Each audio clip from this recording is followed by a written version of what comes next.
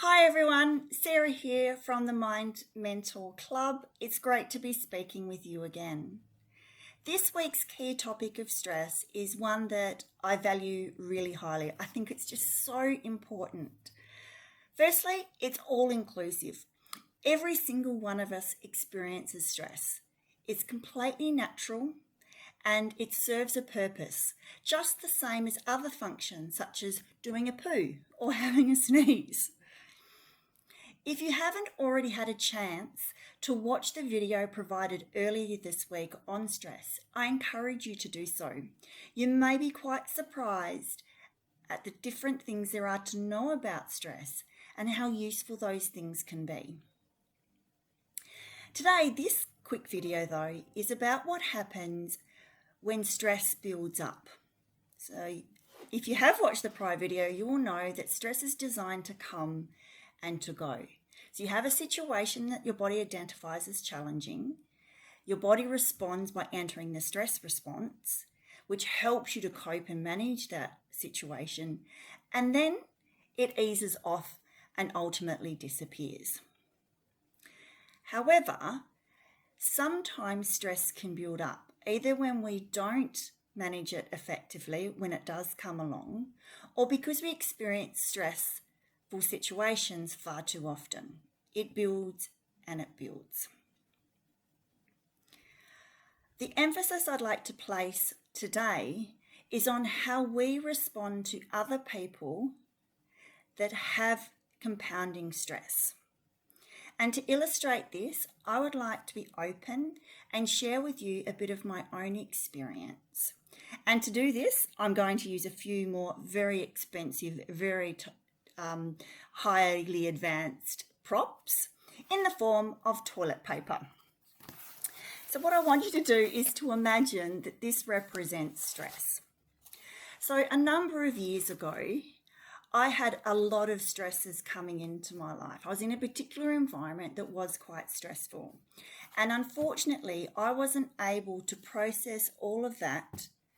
And so it started to build. And I held it within my body. And all the signs were there. I felt fatigued. I didn't feel quite like myself. I could feel the tension in my body. I had trouble sleeping. I was experiencing nightmares and very bizarre dreams. I was losing interest in the things that I would normally really enjoy. And I even had jaw ache because I was clenching my jaw so much. So I tried to do the right thing. I acknowledged that I had a build-up of stress in my body and I wasn't responding. And I took actions that I could control and made changes to my life. But what I also needed to do was ask for the support of other people. In my particular environment, that there were some individuals that could help influence the environment that I was in. And so I went to them, open and honest, and said to them that I felt that I was experiencing stress and that I was noticing changes in my body, and that I was concerned that if I kept going in the same way, that it was going to become a bigger issue. Sadly, the response that I got wasn't very useful. However, it was very typical of the responses that people make to stress.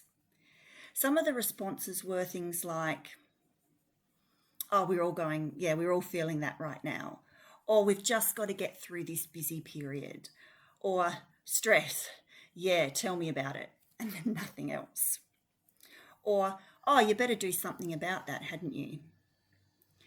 Now, these responses are really common, and you may have even heard yourself saying them or thinking them. However, this is what happened. So I had my stress in my body, and I put myself out there and confided in others and asked others for help. Now, because they chose not to do that, this stuff stayed where it was and it began to fester. But not only that, I felt like I had to hide the stress that I was experiencing, that I wasn't allowed to feel the stress that I was feeling. And as a result, I became stressed about my stress. On top of that, I became upset about the lack of understanding and help from my peers. On top of that, further stresses kept occurring, but as I had already a build-up, I became less and less able to manage that stress as it came in, and things got so bad that in the end I felt completely trapped by my stress. I felt alone, I felt isolated, and it wasn't good.